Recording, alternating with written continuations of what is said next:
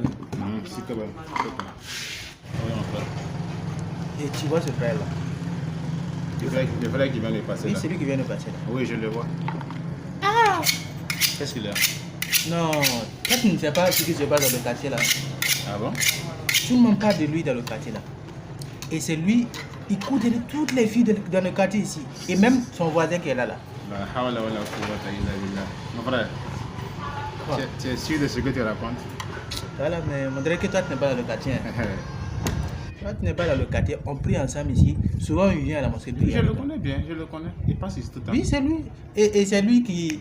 Et dans leur cours là, il y a une fille qui est là-bas là. Et récemment là, quand tu vois la fille là, elle est enceinte. Il paraît que c'est lui-même qui a enceinté la fille là. Mon frère, moi je vais te dire une chose. Oui, quoi? Et Donc, celui-là. je te demande une fois de plus.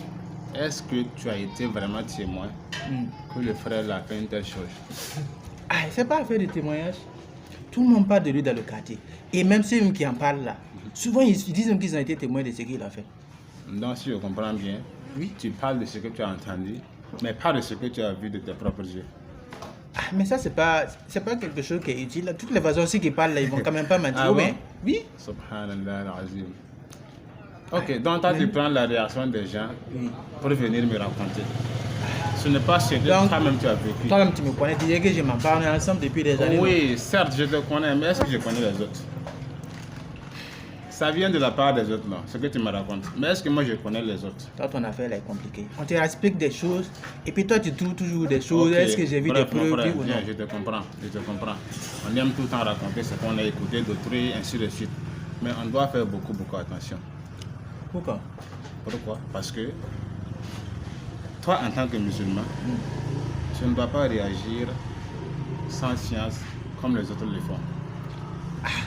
Ça aussi. Tu sais, en tant que musulman, il ne nous est pas permis de dire quelque chose dont on n'a pas la preuve évidente.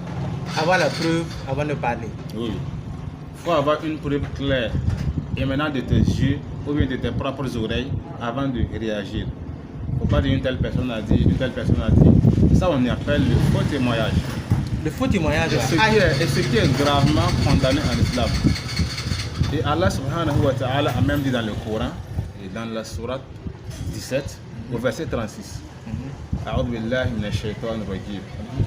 Qu'est-ce que le verset dit? Et le jour de Yom al-Qiyamah, l'être humain sera jugé de ce que son oreille a entendu et de ce que ses yeux ont vécu.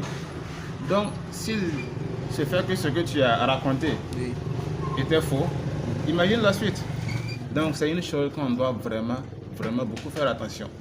Si j'ai bien compris, le fait de venir raconter une chose dont on n'a pas les preuves, c'est quelque chose qui constitue un grand péché. Donc, Allah.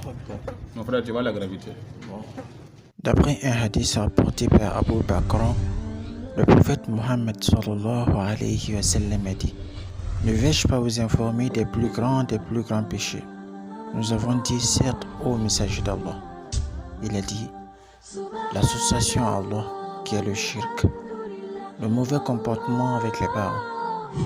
Et le prophète Mohammed sallallahu alayhi wa sallam était appuyé, alors il s'est assis et a dit: certes, la fausse parole et le faux témoignage. Il répéta ceci 2 fois: certes, la fausse parole et le faux témoignage. Hadith rapporté par Bukhari et Muslim. Et Allah dit dans le Coran, dans la sourate 17, verset 36: et ne poursuit pas ceux dont il n'a aucune connaissance. Lui, la vie et le cœur, sur tout cela en vérité, on serait interrogé. Pour dire que le jour du jugement dernier, Allah interrogera nos yeux, nos oreilles et notre cœur sur le rôle que chacun a joué dans notre vie. Pour cette raison, le musulman se doit de se garder de rapporter de faux témoignages au sujet d'une chose dont il n'a pas la preuve évidente. Qu'Allah nous garde et accepte nos repentirs.